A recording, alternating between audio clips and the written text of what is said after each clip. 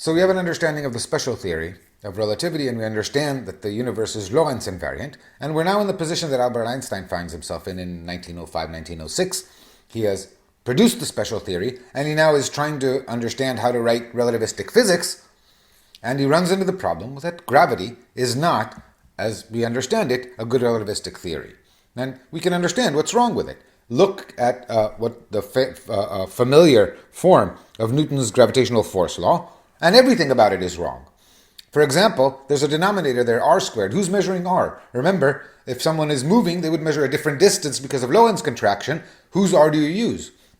Worse than that, when do you measure this distance? If I take the sun at this point, and I somehow manage to move it 2 astronomical units to the left, what happens to the force on Earth? Does Earth immediately respond? Because when do you measure this r?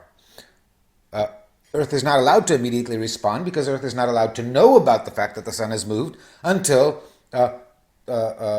enough time, 7 minutes or whatever it is, has passed for light to have arrived from the sun to the Earth, because no information is allowed to be transferred faster than the speed of light. Now, we know a resolution of this. Maxwell's equations, how do they do it? Remember, Maxwell's equations essentially start with Coulomb's force law between charges, remarkably similar to Newton's force law between masses. And we know how this is resolved in Maxwell's theory. The way it's resolved in Maxwell's theory is if you take a proton and an electron and you move the proton suddenly, the electron does not respond instantaneously because the electric field where the electron is has not changed. The motion of the proton generates an accelerating charge, generates an electromagnetic wave. That wave is a ripple in the field that changes it from the value associated to the first position to the value associated to the final position, and when this ripple gets to the electron, then the electron responds, and everything is nice and relativistic and Lorentz invariant. So perhaps we can take Maxwell's equations, apply them to gravity, and have a relativistic version of gravity, and this is indeed Einstein's first choice. The problem is a subtle one. What we need is a field theory. We need something that will carry at the speed of light the information from one place to the other. Einstein's aware of this. He attempts to use Maxwell's equations, but he immediately knows that that will not work. The difference between this equation and this equation is an important one.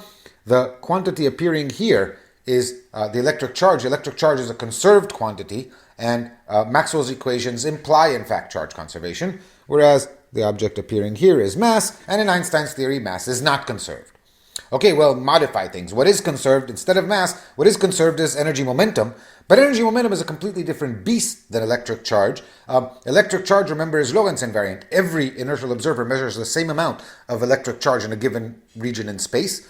On the other hand, mass or energy momentum is not Lorentz invariant. Different observers measure different energies and different momenta related, like T and X, by Lorentz transformations. This complicates the theory significantly. There's also a philosophical question that actually turns out to be very important for the answer, which is, what is a gravitational force? So how do you measure a gravitational force? Well, let's start. How do you measure the electric force? I want to measure the electric field at this point in space at this time. Well, I bring along something charged and I measure the force on it, divide the force by the charge. The answer is the electric field. You say, no, but perhaps you were mistaken. Perhaps what you were measuring was just the gravitational force on this object. I say, okay, I'll bring another object with the same mass as the first, but with the opposite charge. Now the gravitational force will be in the same direction, the electric force in the opposite direction. I'll look at the difference between the two, and the change is the one that changed between the positive and the negative particle. That's the electric force. Good. So now do the same for the gravitational force. So you bring along some object, you measure the force that gravity applies to it, you divide that by its mass, you get the gravitational acceleration. Very good. Now bring another object upon which... Oh, wait. There is no object upon which gravity acts in the opposite direction. There's not even an object upon which gravity does not act that you can bring and replace it with. In fact, all objects fall with the same acceleration. There's the universality that suggests that thinking of gravity as a force is kind of difficult because you can't even really operationally define how to measure it.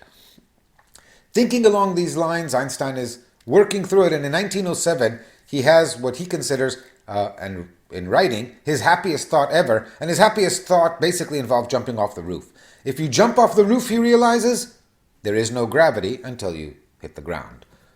The idea that Einstein is discovering and discovering the importance of, is the principle of equivalence. We made a big deal a few weeks ago about the fact that when you are in free fall, there is no gravity, and I emphasize that this is not some random idea. In space, everything is in free fall. Stars, galaxies, planets, they're all in gravitational free fall, so they're not experiencing any gravitational force.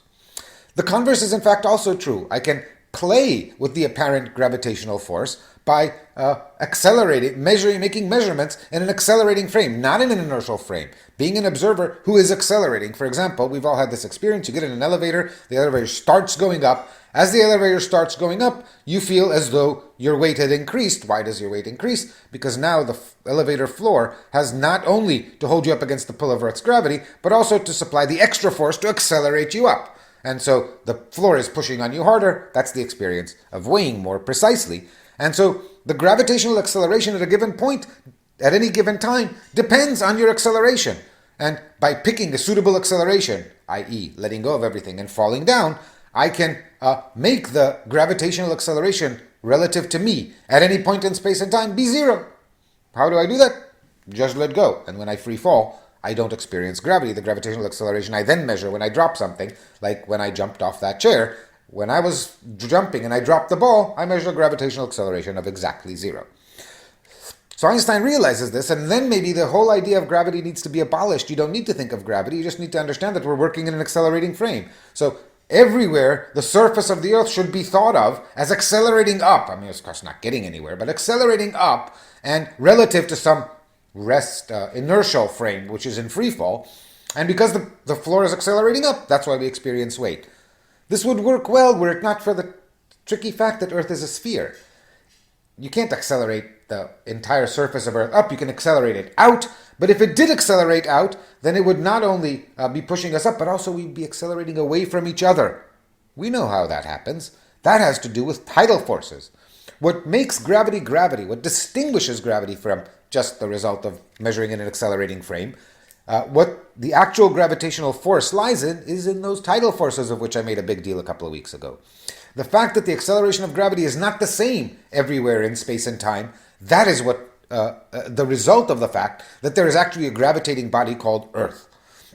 If the gravitational acceleration were equal everywhere, then you're actually in an accelerating elevator. Get out of the elevator and you'll measure a gravitational acceleration of zero.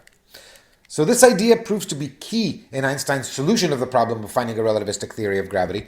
But right at the top, we can use it to good effect. So let's learn one important thing about gravity that will serve us well. So here's a cartoon version of the principle of equivalence. Here we have a spaceship. It's out in space. There's no gravity. It's in the middle of nowhere in space. It's accelerating up at an acceleration that I choose to call g. And what that means is that if you sit here and throw a little rubber ball, well, the rubber ball, of course, there's no gravity, there's nothing touching it. It will proceed to move in a straight line at a constant speed across space. However, because the spaceship is accelerating up, relative to the spaceship, the ball is not accelerating, it's moving in a straight line. Relative to the spaceship, the ball will appear to be accelerating down with acceleration g, because the ball is not accelerating, the spaceship is.